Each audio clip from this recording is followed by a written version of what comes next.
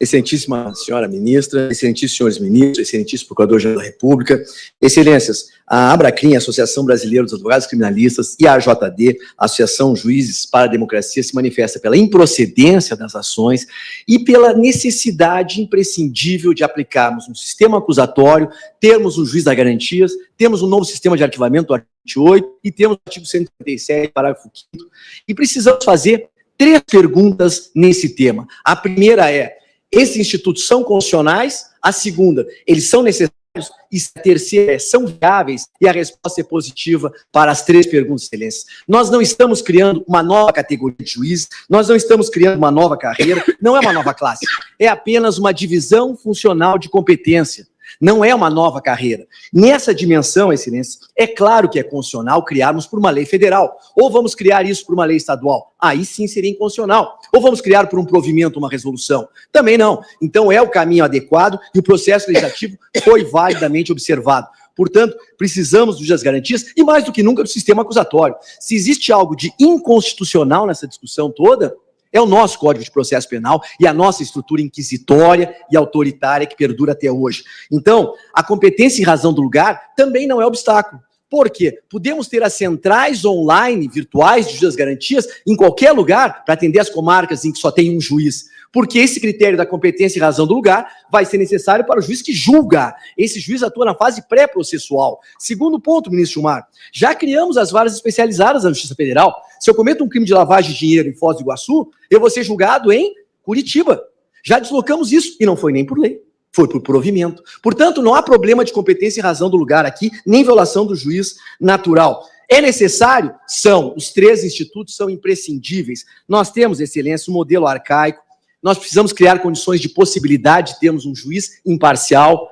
Muitas vezes isso causa uma certa estranheza, mas desde os anos 80 na Europa, a América Latina toda, ao longo dos anos 90 e 2000, se implementou o sistema doble juez, é dizer, 2 juízes. Para quê? Para criar condições de possibilidade de ter um juiz imparcial. Isso causa algum estranhamento no Brasil, porque, infelizmente, nós normalizamos o anormal funcionamento das coisas. Não é o correto que nós temos. E um detalhe, o problema da contaminação do juiz nos remete a uma pergunta. O mundo do processo penal questiona que atributos psíquicos possuem os juízes brasileiros para terem uma blindagem cognitiva que nenhum outro tem.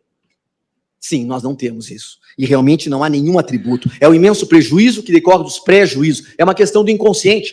Não é uma questão de bondade. O juiz pode ter a melhor das boas intenções do mundo, mas isso é uma dimensão do inconsciente, a contaminação, que não é por ele controlável. É por isso que o artigo 157, parágrafo 5º, da prova ilícita, também tem que ser aplicado. Porque esse juiz que conhece uma prova ilícita, mas não que declarou, mas que conhece do conteúdo que produziu na frente dele, esse juiz não pode julgar.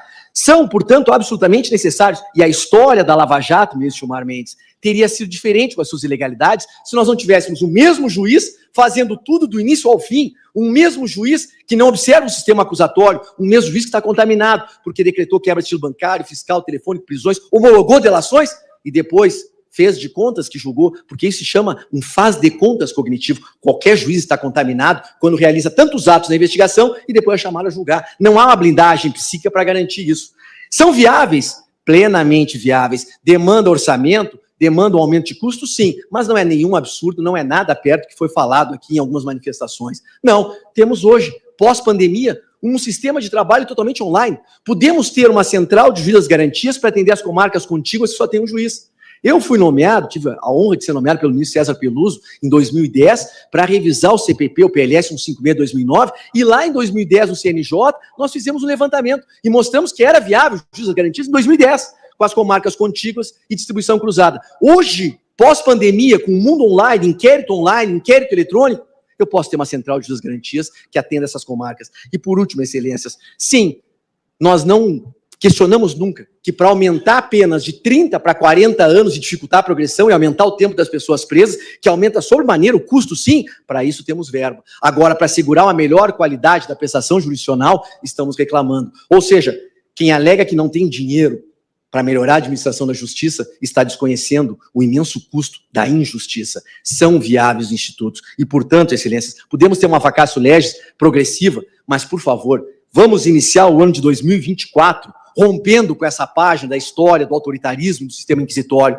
Quem sabe em 2024 tenhamos um sistema acusatório, ministro Gilmar, um juiz das garantias.